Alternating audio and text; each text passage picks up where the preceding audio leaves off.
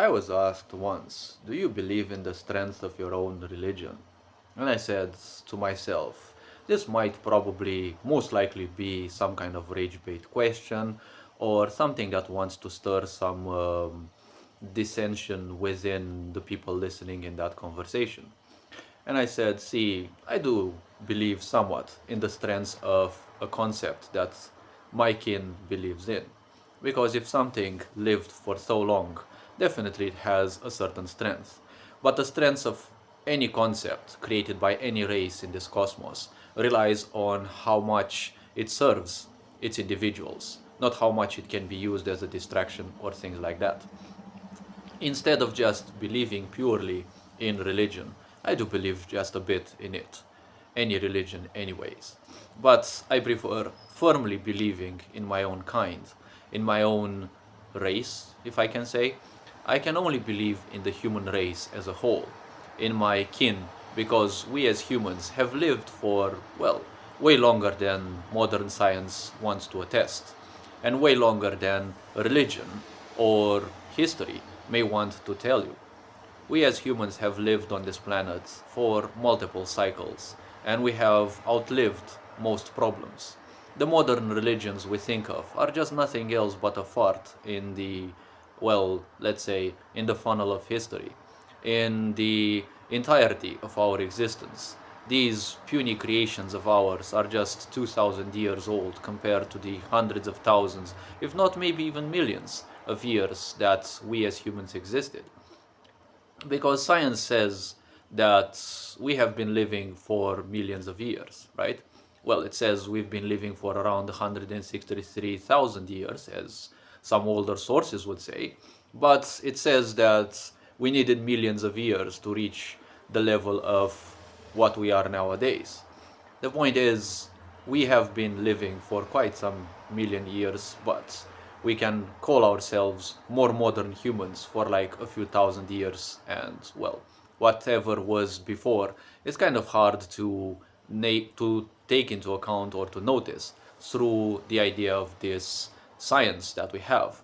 The machines and the such, well, they can do their things, their tasks to pinpoint things to a certain age and time, but we need to discover a lot of the things of our past, and many of those obviously are kept behind vaults because there are still forces on this planet that do not want us to know our past and obviously our potential. I would prefer believing more firmly in the strengths, in the sheer strengths and potential of my own kind, of my own race, or whatever you want to call it, of humanity as a whole, not divided. Because in the end, we humans have faced way bigger problems and challenges throughout times. We have risen to civilizations and to level of awareness far before this current cycle. And we have fallen, obviously, because every race has to go through multiple levels of awakening and disaster in order to move further.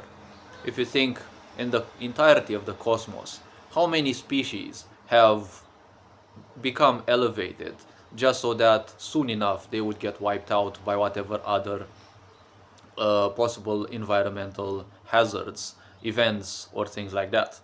How many civilizations ended up highly awakened, but their star simply went boom, and their civilization and planet also got, wiped out through that? How many advanced civilizations found their end within black holes? How many civilizations found their end within war?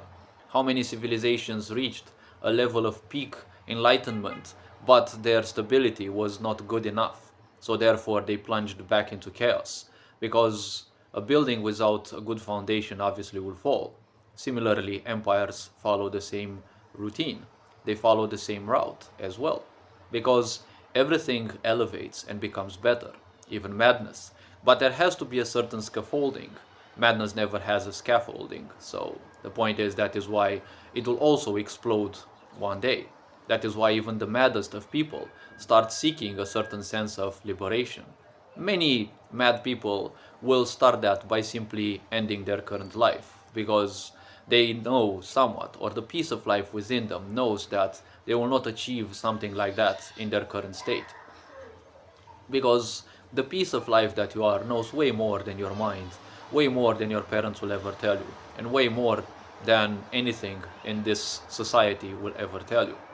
So that is why I choose to believe in the sheer strengths and potential of our humankind, of our people. And why not in my own potential? Because it has outlived all the concepts that we have ever created. And every so called modern concept is just yet another fart of the mind.